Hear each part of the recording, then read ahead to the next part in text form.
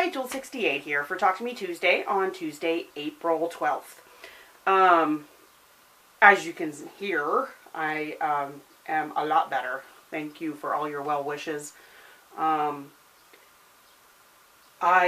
still have a little bit of a cough, but other than that, I'm doing great. So I actually managed to get my next set of birthday blocks done, which they're actually late. Her birthday was at the end of March, so the next one isn't until, I think, August, so I have plenty of time on that one.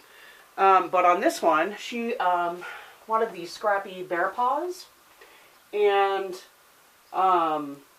thanks to Miss Offenjen, I had a paper piece pattern for this.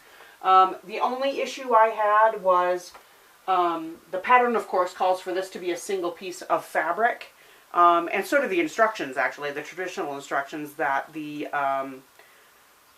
person who's getting these blocks gave us to use. However, she asked us to make it, instead of a solid piece of fabric, to make it a scrappy 4-patch of the same color. So that was the only complicated part, really, of doing the paper piece pattern. I made the mistake of trying to do it while I was sick, and that was a really bad idea. But that was really the only tough part, because it was a little difficult. It was kind of fiddly to get this, to get the 4-patch attached to this part of the pattern, and have it come out and be straight and have the centers be lined up. So, in a couple of them, they're not quite lined up. But you know, I would have had the same problem if I'd have done it traditionally piece too, and at least in this version, my triangles are perfect, so yay. That was the main reason I wanted to do it paper piece, was those damn triangles. So, yay, thank you so much, Jennifer, for that. And, you know, I really didn't like where this person was going with this, and as I was working on it, she requested these low-volume prints, and I guess I'm just not a low-volume gal, because I really didn't have anything that I thought would work well. So she sent me, and I was bound and determined. I'm really trying to use up my fabric.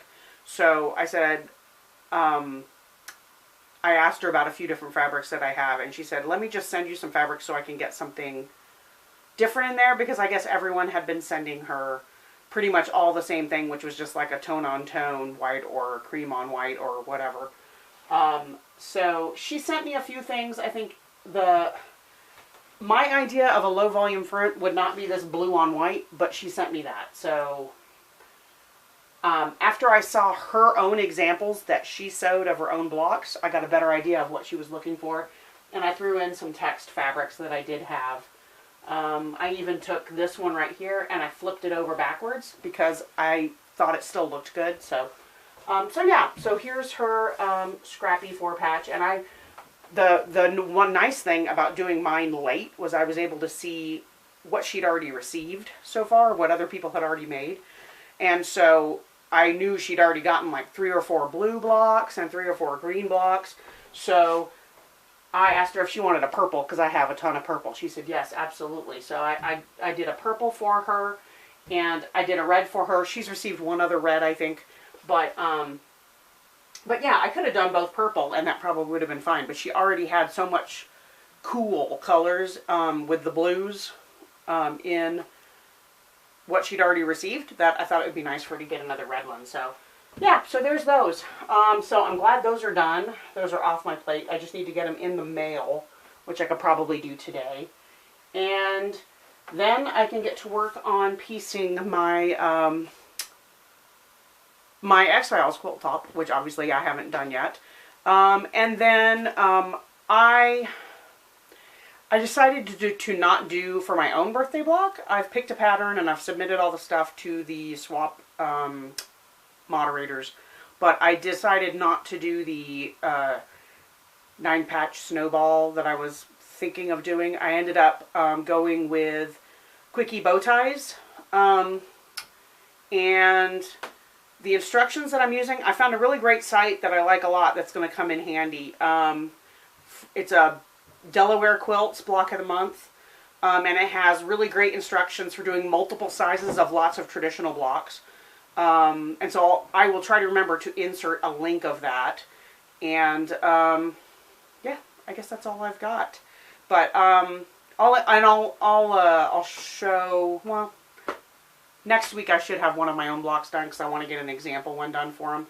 But I just decided to do a black background, black on black. It can be solid, it can be print, as long as it reads it as black. I don't care.